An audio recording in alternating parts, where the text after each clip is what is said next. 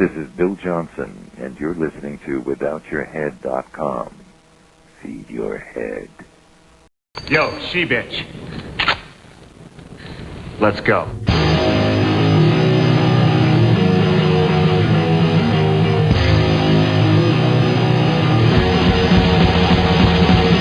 Look at zombies try. Fill my body with no surprise. I'm ready for them with my 12-gauge gunshot. Go, go, go, go. Watch get your dreams. But a zombie. All right, and we're joined by Psycho Sid Vicious making his return. Hey man, what's going on? You let everybody know you got a movie out there, River of Darkness. What, like? Right. Yeah. Now it comes out on DVD today. Well, from my understanding, it's at Red Boxes, and now it's supposed to be also at today. I think it's supposed to be the big day today. Is it's supposed to be going into Walmart's. Okay. Now that's my understanding, guys. Now these things change from day to day. Mm-hmm. How were you approached to be in the movie?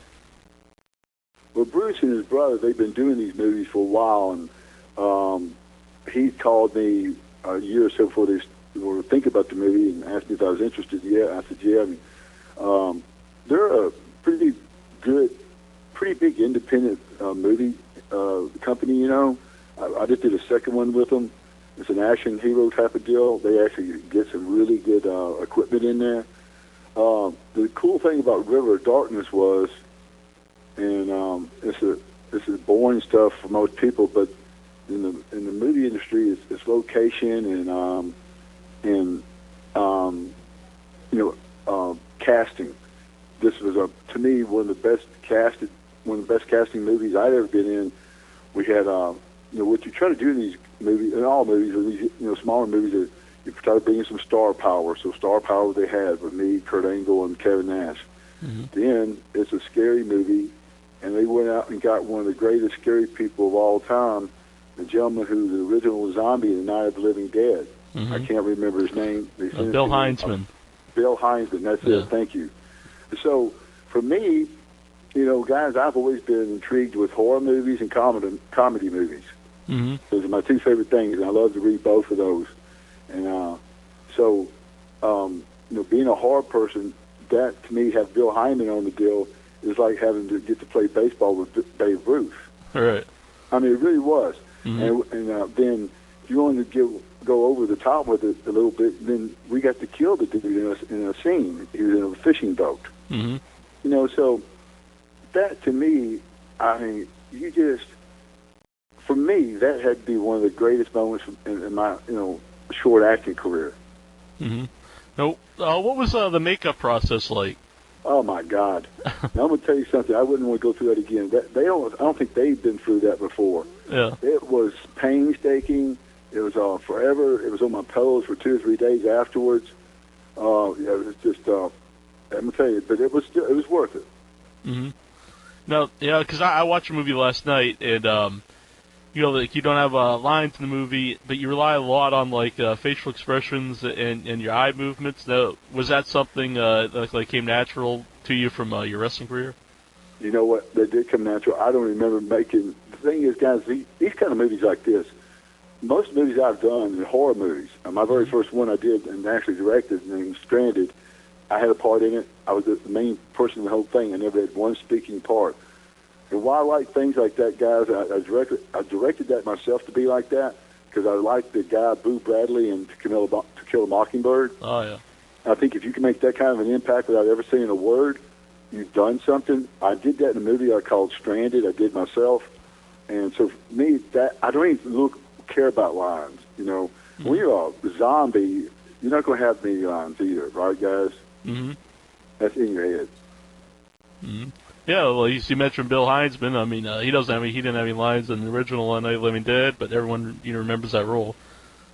Right, because remember, it's like, they're coming to get you, Barbara. Exactly. The brother. Uh-huh.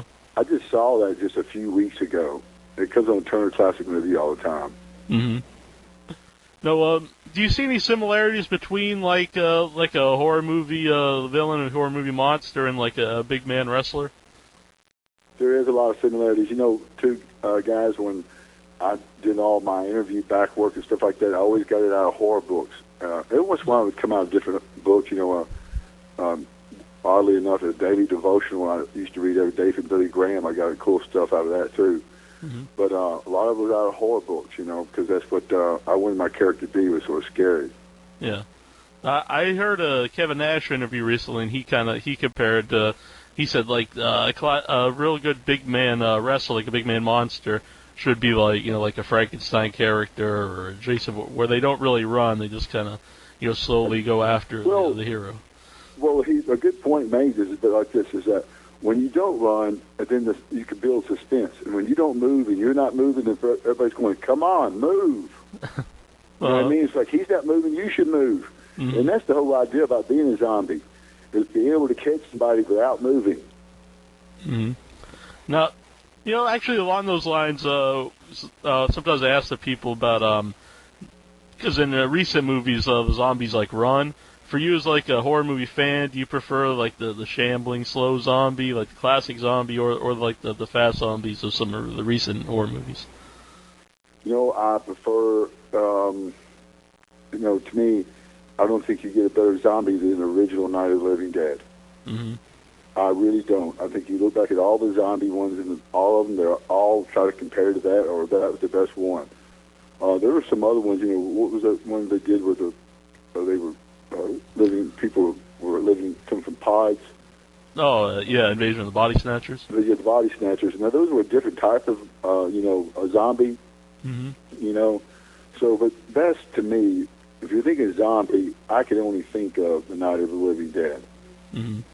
Yeah, and some of the sequels, Dawn of the Dead, right, when they're in the mall. Yeah. Right. That's like the architect, where everything came from. So, right. What was it like working with Kevin Nash in the movie? Well, it was like working with him and everything. Kevin's really easy to work with, man. And two, me and Kevin go back a long ways. When Kevin first started in the business, I just started the business, and we made some of our first trips together. Mm-hmm. And I remember one, we were coming back from Marion, Indiana one night, and we took the wrong road. We was going back into Indianapolis, and we almost ended up in Chicago. So me and Kevin go back a long way. So it was nice to see Kevin. It's always nice to do something with him like that, or anything we do. Yeah. When Kevin Nash first got into wrestling, and he had some not so great gimmicks, did you think he would eventually find the right one and become a big star? Or did you think maybe he wouldn't stick around very long? You know what? No, I knew he was going to stick around. Let me tell you a real quick, funny story about this whole thing. Mm-hmm. You got a couple minutes? Oh yeah. Well, listen. What it was, he started out, him and that guy named Coy. What were they called? The Master Blasters? Yeah. Okay. Well, him and Coy made their first trip on the road with me and Dutch Mantell. And the deal is they were working against Mike Rotunda and Tim Horner. Two guys who were just supposed to get them over. Mm-hmm. And it was a real, that started off the Clash of the Champions, a really thud, where Coy missed a headbutt by about 5 feet. Yeah. You remember that? Uh-huh. And it just got downhill from there. So we left and go on the road from there on till the pay-per-view. That's about how long we was on the road. Mm-hmm. And I think pretty much that. And so we started up somewhere and just ended up driving into Chicago one night. But what it was is that between that, they were having a match with Rotunda and Tim Horner. This was the finish. They were getting heat on Mike Rotunda. This is what was so corny, because he was doing Captain Mike Rotunda. He did a silly victory roll, hot tag Tim Horner. Tim Horner came in and made a comeback. They stopped him and did the finish, right? Mm-hmm. Every night, guys, it got worse and worse and worse. Kevin was taking it pretty easy. He was getting, it's something you can't speed up. And Coy guy was flipping out. By the time we decided to keep our tickets and drive to Chicago. We were always in a van together. Mm-hmm. The time we got to Chicago that night, I had that guy Corey so wound up he quit and went home the next day. And I was just joking around with him. But I was having to do like live interviews against them two, like they were talking about doing loser league counts against Rock and Roll Express. Uh-huh. And I was giving them real slow counts, where they didn't know when to stop. And Coy just would get blowed up. And the next morning, he was gone, and I had to go to the show, and I was so scared I was going to get in trouble for it. I've done that. I didn't do anything other than joke around with the guy, Mm-hmm. And he took a bus back to Iowa. And I got to the building, and they didn't get mad at me. So that was a story with me and Kevin. I ran his first partner of the business. And then he went on to Vinny Vegas, but he really caught on when he became Diesel. And I don't know if you saw when he was on WWE the Royal Rumble recently as Diesel, and that character hasn't been on TV in 15 years, and the whole place just started chanting Diesel right away. Right. Were you surprised, that they knew it, or do you think everyone remembers he kept those himself in the public really well, So no, I wouldn't be surprised. That wouldn't be surprising at all. Would it be to you?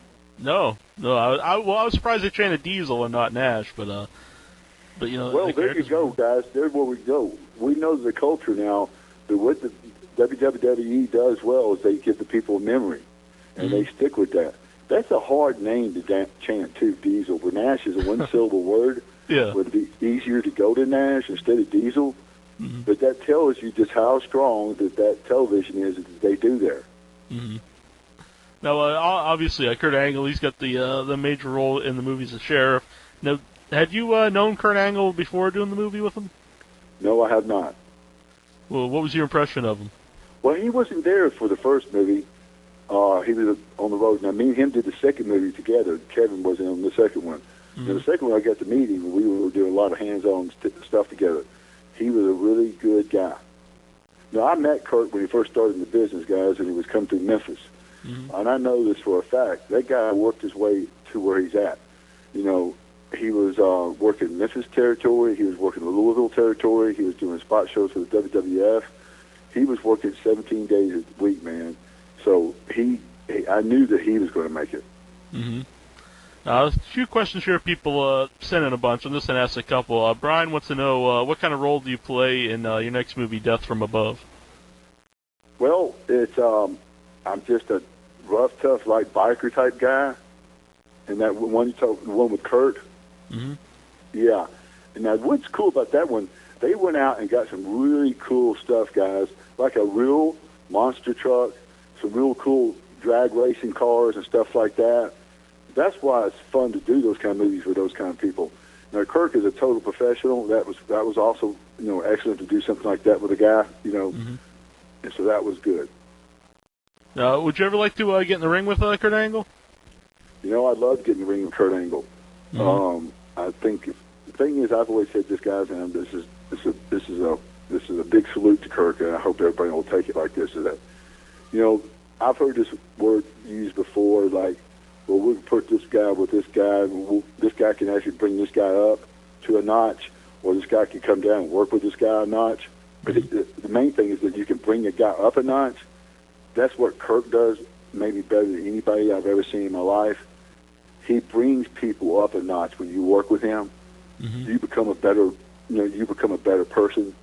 You're stronger on the TV. I mean, everything. And I think there's no one in the world does that better than Kurt Angle.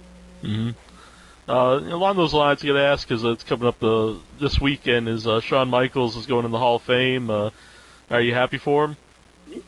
Yeah, I am, if that's what you're looking for, guys. Right. We just talked to him last week. He wasn't sure who he was going to have inducting him. Has they ever talked to you about doing the Hall of Fame? No, guys, they haven't. Mm-hmm. You think they will eventually, or no? Is there still bad blood between like you and WWE, or no? There's no bad blood there. It's just we've all gone different ways. Yeah. I mean, I'm out of the business, guys. I could still probably do something now. I don't know what kind of role. Mm-hmm. It's just I've already gone to another direction in my life. But for instance, I got a film coming out this weekend. April 21st up in Portland called another wrestling movie called On the Canvas. It starts in Portland 21st of April. Mm-hmm. I just did a documentary. It's called The Promotion. It was called F is for Fun, but I just changed the name of it because to get in film festivals, the F is for Fun, people didn't get it. And what F is for Fun means there was no cussing in it. F was really for fun. Now, it's only a 16-minute short, but I got Scott Hall in it. I got myself. I got Lord Humungous. Now, it's just a wrestling documentary on a small town in Osceola, Arkansas, where really, truly, I have had as much fun in that one building as anywhere in my whole life. And the reason why is because those guys let me unhandcuff me and let me do anything I want to do. And I got, I'll get the ambulance there, paramedics, the firemen, the, police officers. I got stretchered out at the end of the thing. I got choked up by Lord Humungous. Scott Hall beat me up. It's just, you get some one-on-one conversations with the wrestling fans, and you get talk to little 8 and 10-year-old girls, and you go ask them questions. Go, do you guys make any money? They go, no, these guys don't make any money. They say, what are they doing here? They go, because they have a passion for it. And you have to be at a place like that every Friday night. And so they recognize that, and that's what, to me, was so cool. And then you talk to some of the wrestlers in the back who, anywhere from lawn workers to coal workers, they would, when you asked them a question, the boss told them not, they couldn't do this anymore on Friday nights, what they'd do, a couple of guys actually cried. It was like you could tell they were set back. And then when I asked one guy, and I didn't get this in the documentary, I asked one guy one time what was his biggest memory in the business, is where he got to work just to Coliseum, to do a job for someone. That was his biggest deal. To think that's, you got to think about that, guys. That has got to be, we know in this area to have got into the Coliseum means you made it. It'd be like going to the Madison Square Garden. And so that's what this little area is about. But I'm going to call it the promotion because I'm being handcuffed and forced to by my agent. Yeah. No, you talked about Lord Humungous, who's the new Lord Humungous. You were the original Lord Humungous, and okay. Yeah, I was asking my son. The reason I had him in that movie, guys, is one, I didn't want that movie just to be a local movie, which it's not. I'm getting in film festivals all across the country. I wanted some star power, and I got Scott Hall, and I got the local guys, and then I wanted Lord Humungous in there because the people who did get to see it, they said, no, hold on, he was Lord Humungous at one time. That was one twist to it. But the main thing is this, guys, you got to realize it took me 10 months of filming to get that 15 minutes of film footage. All right, I had to have the people I could trust to do the things I needed to get done. So, and I needed someone as big as myself or bigger than me as an opponent. So that's why I used Gunner, my son. Now, I just want to bring up that when you were doing the character, it was more like the Road Warrior kind of character, and your son's version, I think, is more like a Jason Voorhees, more of a horror movie type character. Is there any reason for the change? Well, you got to realize he's only 15 years old. Yeah. When he started doing that. He's a pretty big guy I'm telling you, he's bigger than me. He's about 2 inches taller than me, and he's 30 pounds heavier than me. So with that black shirt, it hides his baby look. The hockey mask hides his baby face. I'll tell you what we did, guys, is now, I made him come in the first few days and never take the hockey mask off. When you see how big he is and you never take the hockey mask off, he's intimidating looking. And he really scares the crap out of a lot of the people, right? Well, I was just doing it to him as a joke, telling him, I said, no, you can never take that off. And he kept it on for a long time. And then when he was able to take it off, the people that were really scared of him then become like his best friend. He's just a big baby face, man. Yeah. Actually, when you were doing that character, do you think wearing a mask kind of helped you with your body movements and how you'd move around in the ring because people couldn't see your face, so you'd have to do that kind of stuff, and which would even help you later on in your career? That does. You're exactly right. It does help you do that. And the thing is that I don't have any footage on my film of it, but I did Lord Humungous with him. We both did double Lord Humungous wearing the same identical outfits. Yeah. And you could tell the difference who I was by just my body language was some more advanced than his. And but he got really good at that for someone who wasn't doing it other than just to help out do a film. Yeah. That's cool. Well, again, to let everybody know, River of Darkness out on DVD today. And as Sid said, you can get it at Walmart, so go out and get your copy. You get to see Sid, Kevin Nash, Kurt Angle. You get to see Glacier's in it too, and Bill Heinzman, and plus you get to see a cool horror movie. A lot of blood. A lot of blood, a lot of makeup, a lot of turkey eating on the set, turkey and cheese, and a lot of bullshitting. And we was out on this nasty-ass river the first night in Pittsburgh. Guys were out there fishing, and I had this makeup over talking to them. They was all freaking out. Oh, so you kept the makeup on? Well, we had to until it was over with, and then they take what they thought they could off of you. We got back to the hotel, and shit was still on us, and thank God Kevin had some stuff that actually got it off for us. Yeah. Did you get any weird looks walking around, with some of the makeup still on? Oh, yeah. It's like, what the fuck is wrong with that guy? Yeah. It's like, man, it's just, I don't know. And then we got home, it was in our ears, behind our ears, fucking everywhere. Yeah. How many days did you have to wear the makeup? We had to wear it for 2 different nights. And by the second night, they got it down, where they got it off real good, But I don't think they had done that before. And that's, to me, too, that was a real good sign of a real professional organization that had that kind of setup, that great of a makeup crew. That did that's a good. That's a real extensive makeup. I don't know if I'm sure they'll have trailers of, eventually you can see some of that stuff. But that took hours to put on. Yeah, it looked really good in the movie, the makeup. It does. Because it really covers your whole face, right up to your eyes. What about the contacts? Was that hard to wear? No, I tell you, those girls put those in for you too.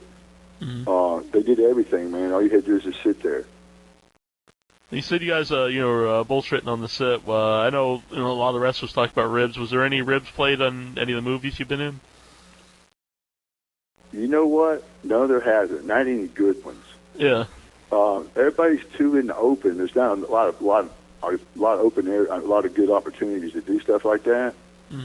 But no, I'll tell you what. Next time I do one, well, in my movie we pulled a lot of ribs because it was a wrestling thing, So, like Scott Hall, one night we were filming, he gives me a back rake and takes 15 inches of skin off my fucking back, and he's still got skin in his fingernails. Yeah.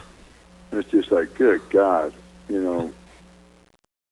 But I never had more fun doing that, and I got to take my hat off, and I want to give a shout out to Scott Hall for coming up and doing that with me.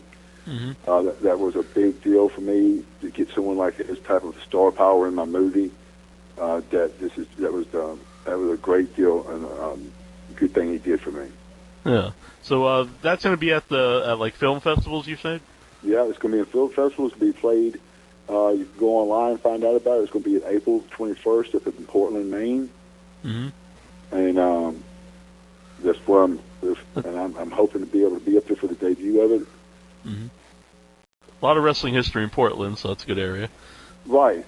I can't think of the guy's name I'm doing the deal with, but he's famous up there. He's going to be in Cauliflower Alley. He's not going to be there either for this, so I don't know if I'm going to be able to make it either. You think eventually it'll be released on DVD? Well, I'm going to one day do it, but the thing is this: I can't release it on DVD because when you enter it into film festivals, it can't be a world premiere. Right. And so once it goes through some film festivals, I might try to, get some of my money back out of it. Maybe even do a longer version? Or? Well, I could do a longer version, but I'll tell you what, guys. I think if you did a longer version, and I'm doing some touch-up on it now to change the title from Ephesus for Fun to the promotion, and I'm doing some fonts and some subtitles to put people's names and, the profession and the wrestlers or not wrestlers or just fans. And that's going to take me about a week or so to do. I got a kid named Brandon Wallace who's 20 years old. He's a youth pastor at Melton Baptist Church. He helps me out on this, and I'm telling you, when you see what me and this little 19-year-old kid did, you're going to say that was one of the coolest 15 minutes of film anyone's ever seen. Cool. I'm really looking forward to seeing that. Well, I'll tell you what, when one day you give me a copy. Now I'm thinking about I should have some copies of this Thursday or this weekend because I've got only 21 days from tomorrow to have this completed because for the festival for this to be an opening little bumper for this guy's movie up in Portland, just that one spot. And my buddy Barry owns that theater, and that's why I'm letting them show it there. It won't mess up anything for the festivals, you know. Mm-hmm. As long as you don't distribute it. No, I wouldn't. You can trust me. No, I'll send you guys a copy. And if I don't, by this weekend, even if I don't get the subtitles and stuff done, I can maybe send you a copy of the rough copy of it. Yeah. But the only thing is it's only 15 minutes, and it goes by so fast. It's like, wow. That's good. I'd like to check that out. Thank you for coming on. I'll tell you what we did, too, is this. We used some things like in the movie business what people did, like on Psycho. When they speed up things, it makes things, you know, like if you got 15 minutes of film, you speed things up, then you'll have 17 or 18 minutes of film. Mm-hmm. And Scott's going to be really mad at me for this, but Scott had started moving so slow, I actually sped it up on some of his spots. You know, but I did it on him and myself and Lord Humungous, and we did it with the music, and it's so funny looking, you know. Everybody's moving faster than they normally do, you know, then it slows back down, and that's just for, you know, effect. Mm-hmm. So it seemed like you had a good time making that. I did, man. That was it's my first film. It's going to be in a theater next week. 3 weeks from now. Mm-hmm. Cool, man. Again, River of Darkness out on DVD today. Sid's got a lot of movies coming out, so we gotta keep an eye on that. It's good, always good talking to Sid. Thank you for coming on tonight. Thank you, guys. Hey, this is Bill Mosley. I play Otis in House of a Thousand Corpses and Devil's Rejects and Chop Top and Texas Chainsaw Massacre 2. And you're listening to WithoutYourHead.com. Don't touch that dial or I will lick your plate.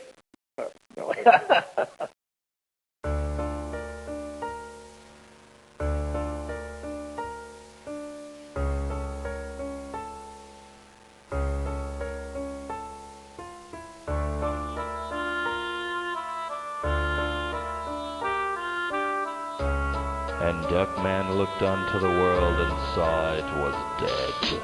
In the gray land of the shade, no one gets paid. No bank accounts, no stock dividends. No talent scouts, cops, or citizens. The thought is menacing. Skeletons on swings. Our minds put up fences. Fire is what cleanses when the population is densest. That's where we drop a bomb, a death sentence, not another nuke, just a ball of wisdom, the rest has been gone, I've seen it all, I wanna poke out my eyes, they are so sore, my tongue is telling me lies about the Cold War, we can take so much more, what are we sold for, potato chips and loaves with fishes, the scent of dirty clothes and dirty dishes, unfulfilled wishes, yet still about brag, from riches to rags and body bags. This is our home. This is a dead world. Everyone is gone. This is a dead world. This is our home. This is a dead world. Everything is wrong. This is a dead world. Heads will roll, gnawed on by trolls. The reaper will take his toll. A market for souls. No freedom or independence. Lack of conscious thought for decisions. Welcome to oblivion. Your hands grasp for feeling. The wind leaves you reeling, off balance and off kilter. Cigarettes with toxic filters. Lungs that speak to what lies beneath. The price is so steep, not right. The light is so fucking bright. I take a leap into a screaming creek. The aura of death is claiming me, naming these tragedies and maiming me with glee. Walk on coals made of frozen snow. There is an open door, this land is spoken for. I don't know what you hope for, you will not find it. We are timeless and bringing a nasty ass virus. This is our home. This is a dead world. Everyone is gone. This is a dead world. This is our home. This is a dead world. Everything is wrong. This is a dead world. Bullets for breakfast, I prefer to fast. Violence is a thing of the past. At least we have grass to make the time pass. play that jazz. Be amazed at what we have. I farm with an axe, carve with a spoon. Listen to music off tune in a soundproof room. I'm not classy like Freddie Blassie. I'll smoke a blunt if you mash me, but questions please don't ask me. The Sphinx will pass me. I wave in the sun of the shade. Why are we in this place? Drawings on the walls of a cave. Lightning that turns another page. Frustration, anger, and rage. It's pitiful, this tiny little cage. Locks and chains, waiting for change that will never ever happen in the sun of the shade. Never ever happen in the sun of the shade. Thank you and good day. This is our home.